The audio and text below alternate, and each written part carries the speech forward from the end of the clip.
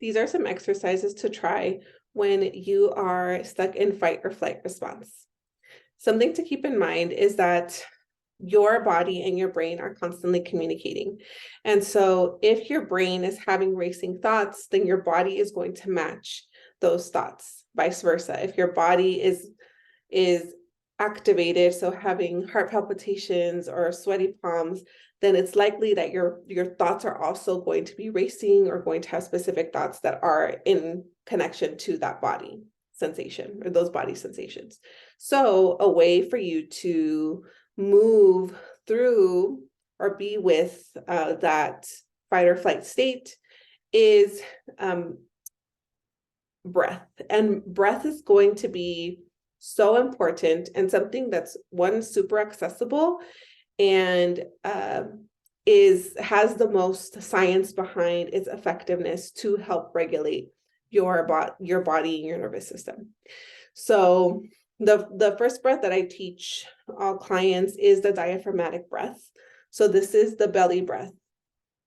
So what you're going to do is you're going to inhale for 4 counts and you're going to exhale for 8. So the exhale is going to be 2 times as long as the inhale.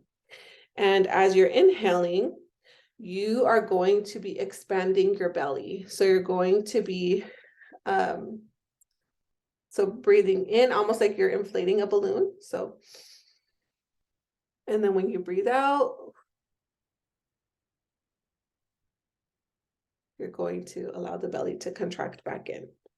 So I like to do 4 rounds of these, but you can keep going just to help your however long you need to. And something that I want to also share is that it's very normal for when you are first starting these exercises, if you are in those states, for your body to go back to that original state of fight or flight. So just try it. And if it goes back, that's okay. Very normal, because your body wants to go back to what it knows. Your nervous system wants to go back to what it knows. So coming back to that breath periodically, or preferably doing it when you are not activated at first to give it some practice, and then do it when you need it, I think would be the best thing. So let's do 4 counts of this breath. And when you exhale, you're going to be exhaling as slow as possible, almost like you have a straw in between your lips, and letting the breath out as slow as possible. So that way you can experience that asympathetic activation. So that means sympathetic is the fight or flight part of the nervous system that gets activated when you are in that. And so when we're slowing down our breath in that way, it activates the parasympathetic, which is the slowing down part of our nervous system to help it balance out. So you're going to breathe in for 4 and then breathe out for 8.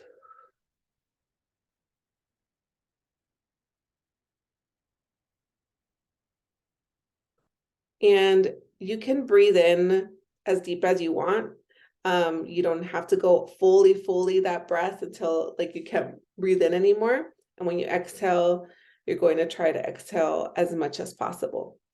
And also keep in mind your health history. So if this activates any issues with your lungs or anything that makes this a little bit difficult, or your throat, just take it very slow and do the best you can. So maybe you can only do 3 breaths in and 6 breaths out, or 2 breaths in and 4 breaths out. The point is the exhale is longer than the inhale and it's slow. So the counts can vary depending on like what's accessible to you, but that would be,